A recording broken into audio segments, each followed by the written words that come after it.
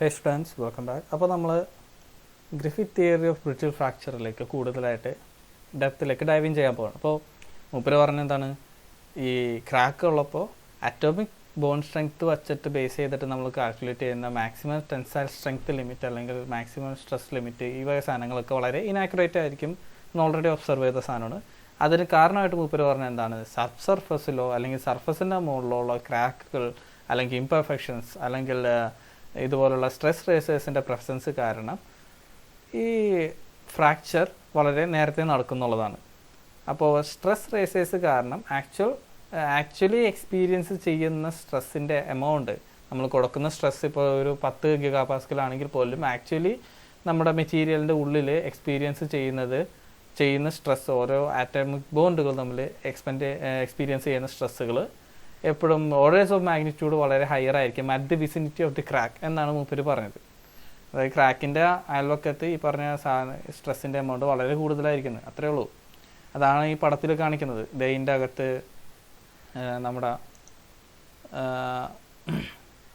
നമ്മുടെ ഒരു മെറ്റീരിയൽ ഉണ്ട്, ഐസോമോർഫിക് ആയിട്ടുള്ള ബ്രിറ്റിൽ മെറ്റീരിയൽ ഉണ്ട്. ബ്രിറ്റിൽ മെറ്റീരിയലിൻ്റെ അതിൻ്റെ അകത്ത് യൂണി ആക്സിയൽ ടെൻസൈൽ സ്ട്രെസ്സാണ് അപ്ലൈ ചെയ്തേക്കുന്നത്. അതായത് ഒരു ആക്സിസിൽ മാത്രം നമ്മൾ സ്ട്രെസ് അപ്ലൈ ചെയ്തുകൊണ്ട്, ഒരു സെക്കൻഡ് ഇത് വലുതാക്കാൻ പറ്റുമെങ്കിൽ നോക്കാം. ഓക്കെ, നമ്മൾ രണ്ട് സൈഡിലും രണ്ട് ഒരു ആക്സിസിലേക്ക് നമ്മൾ സ്ട്രെസ് അപ്ലൈ ചെയ്യുന്നുണ്ട്. അപ്പോൾ then there is small crack within the element. നമ്മളിപ്പോൾ ഇതിൻ്റെ ജനറൽ കൺഫെക്ഷൻ എന്താണെന്ന് വെച്ച് കഴിഞ്ഞാൽ, നമ്മുടെ സബ് സർഫസിൽ കിടക്കുന്ന ഇൻറ്റേർണലായിട്ട് കിടക്കുന്ന നമ്മൾ ക്രാക്കുകൾ എപ്പോഴും എലിപ്റ്റിക്കൽ ഷേപ്പിലാണ് അസ്യൂം ചെയ്യുക. സർക്കുലർ ഷേപ്പിലൂടെ അസ്യൂം ചെയ്ത് കഴിഞ്ഞാൽ അതിന് വോയിഡ്സ് അല്ലെങ്കിൽ വെസിക്കിൾസ് ആവും. അത് ആക്ച്വലി ഒരു നല്ലൊരു അപ്രോക്സിമേഷൻ ആയിരിക്കില്ല എപ്പോഴും, കാരണം ക്രാക്കുകൾ എപ്പോഴും ഒരു ഇലോങ്ങേറ്റഡ് ഷേപ്പിലാണ് കിടക്കുക. അപ്പോൾ ബെറ്റർ അപ്രോക്സിമേഷൻ എപ്പോഴും നമുക്കൊരു എലിപ്സിൻ്റെ ഷേപ്പിലാണ് വരാം. ദെൻ എലിപ്റ്റിക്കൽ ഷേപ്പിലാണ് നമ്മൾ ക്രാക്കിനെ അസ്യൂം ചെയ്യാന്ന് പറഞ്ഞു. ഇനി ക്രാക്കിൻ്റെ കുറച്ച് ഡയമെൻഷൻസ് ഉണ്ട്. അപ്പോൾ ക്രാക്കിൻ്റെ നിങ്ങളുടെ ടെക്സ്റ്റിൽ കുറച്ച് കാര്യങ്ങൾ ചെറുതായിട്ട് വ്യത്യാസമുണ്ട്, ഒരു ടൈമിൽ വ്യത്യാസം ഉണ്ടെന്നേ ഉള്ളൂ. സംഭവം ക്രാക്കിൻ്റെ ലെങ്ത്തിന് നമ്മൾ 2a എടുക്കും. ക്രാക്കിൻ്റെ ഇൻറ്റേർണൽ ക്രാക്ക് ആണെന്നുണ്ടെങ്കിൽ അതിൻ്റെ രണ്ട് സൈഡിലേക്കുള്ള ലെങ്ത് എന്ന് പറയുന്നത്, ഇതിൻ്റെ ടോട്ടൽ ഈ മേജർ ആക്സിസിൻ്റെ ലെങ്ത് എന്ന് പറയുന്നത് നമ്മൾ 2a ആയിട്ട് എടുക്കും. നമ്മുടെ ടെക്സ്റ്റിൽ അതിനെ 2c ആയിട്ടാണ് എടുത്തേക്കുന്നത് കേട്ടോ. അത് തമ്മിൽ വലിയ വ്യത്യാസമാണ്, സംഭവം തന്നെയാണ്. Then there is radius of curvature, അതായത് എഡ്ജിൽ ഈ മേജർ ആക്സിസിൻ്റെ എഡ്ജിലുള്ള റേഡിയസ് ഓഫ് കർവേച്ചറിനെ നമ്മൾ ഇതിൻ്റെ അകത്ത് നമ്മുടെ ഈ സ്ലൈഡിൽ എടുത്തേക്കുന്നത് റോട്ടി എന്നുള്ള കൺവെൻഷനാണ്. നമ്മുടെ ടെക്സ്റ്റിൽ ഇതിനെ ആർന്ന് എടുത്തേക്കുന്നത്, സ്മോൾ ലെറ്റർ ആർന്ന് എടുത്തേക്കുന്നത്. ഏതായാലും കുഴപ്പമൊന്നുമില്ല. അപ്പോൾ സംഭവം എന്താണ്, റേഡിയസ് ഓഫ് കർവേച്ചറിന് ആറെന്നും ക്രാക്കിൻ്റെ ലെങ്ത്ത് അല്ലെങ്കിൽ ക്രാക്കിൻ്റെ റേഡിയസിന് മേജർ ആക്സിസിൻ്റെ ലെങ്ത്തിന് ക്രാക്ക് റേഡിയസും ക്രാക്കിൻ്റെ റേഡിയസ് ഓഫ് കർവേച്ചറും വ്യത്യാസമുണ്ട്. ക്രാക്ക് റേഡിയസ് എന്ന് പറയുന്നത് ഇതിൻ്റെ ലെങ്ത്താണ്. ഇതിൻ്റെ ലെങ്ത്തിനാണ് നമ്മൾ 2a എന്നെടുത്തേക്കുന്നത്, അല്ലെങ്കിൽ ടെക്സ്റ്റ് കൊടുത്തേക്കുന്ന പോലെ 2c എന്നെടുത്തേക്കുന്നത്.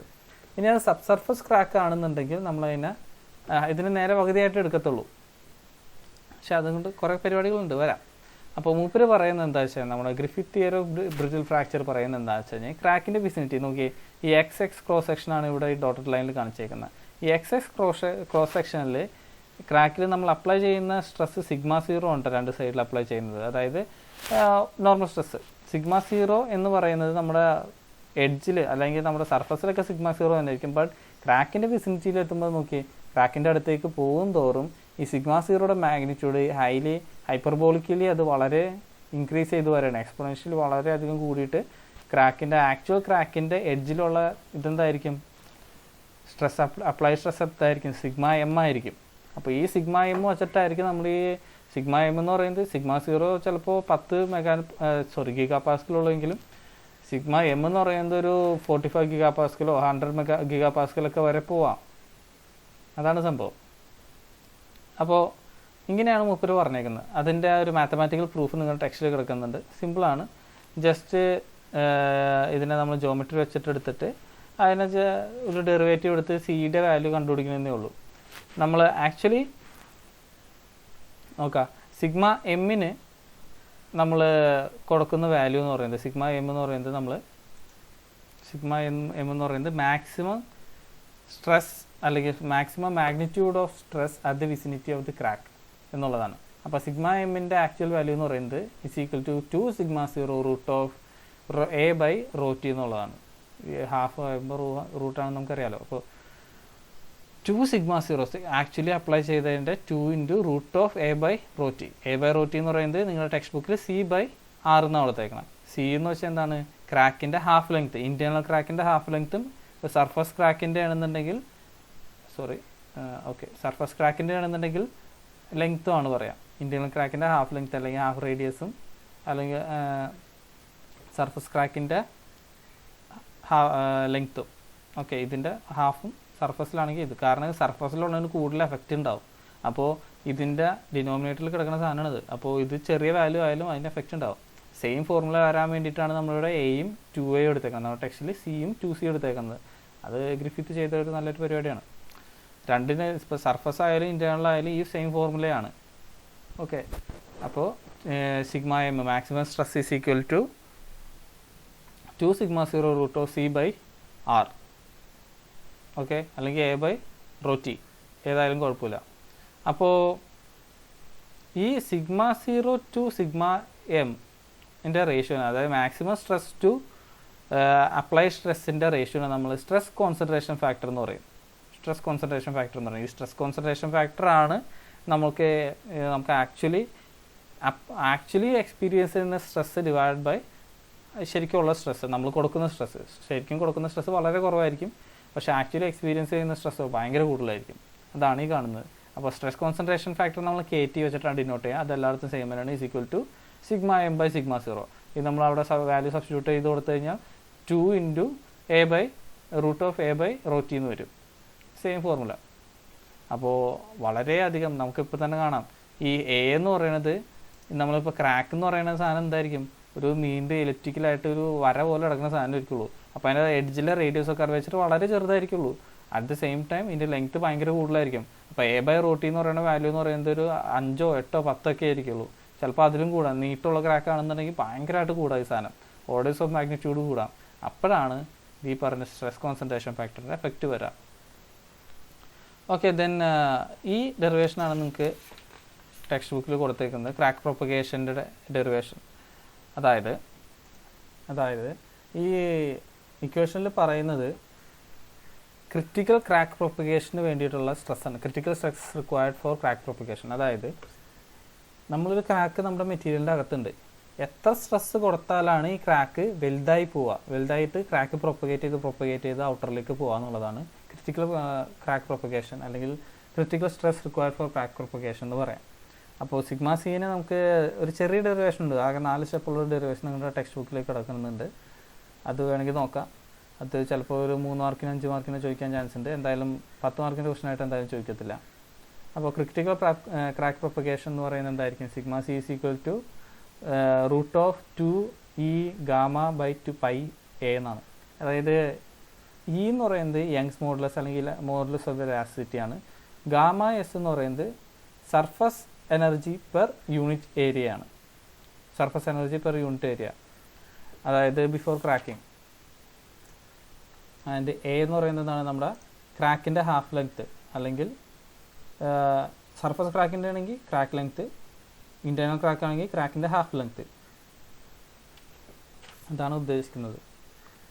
അപ്പോൾ നമുക്ക് ഇതിൻ്റെ അത് പറയുന്നത് ബ്രിറ്റിൽ മെറ്റീരിയലിൻ്റെ കേസിലാണെന്നുണ്ടെങ്കിൽ ക്രാക്ക് പ്രൊപ്പഗേറ്റ് ചെയ്യാൻ വേണ്ടുന്ന എനർജി എന്ന് പറയുന്നത് മൈക്രോ ക്രാക്കിൻ്റെ റേഡിയസിൻ്റെ ഫംഗ്ഷനാണ്. ബാക്കിയെല്ലാം കോൺസ്റ്റൻസ് ആണ്. ഈ ഒരു മെറ്റീരിയലിനെ സംബന്ധിച്ച് അതിൻ്റെ യങ്സ് മോഡുലസും അല്ലെങ്കിൽ മോഡുലസ് ഓഫ് വെലോസിറ്റിയും surface energy store per unit volume എന്ന് പറയുന്നതും അതിൻ്റെ മെറ്റീരിയൽ പ്രോപ്പർട്ടീസാണ്. ബട്ട് എന്തിന് ഡിപ്പെൻഡ് ചെയ്യും, ഈ മൈക്രോ ക്രാക്കിന് ഡിപ്പെൻഡ് ചെയ്യും. മൈക്രോ ക്രാക്ക് എത്ര ചെറുതാവുന്നു അത്രയും വളരെ കൂടുതലായിരിക്കും ക്രിറ്റിക്കൽ ക്രാക്കിൻ്റെ പ്രൊപ്പഗേഷൻ ചെയ്യാനുള്ള എനർജി വളരെ കുറവായിരിക്കുള്ളൂ.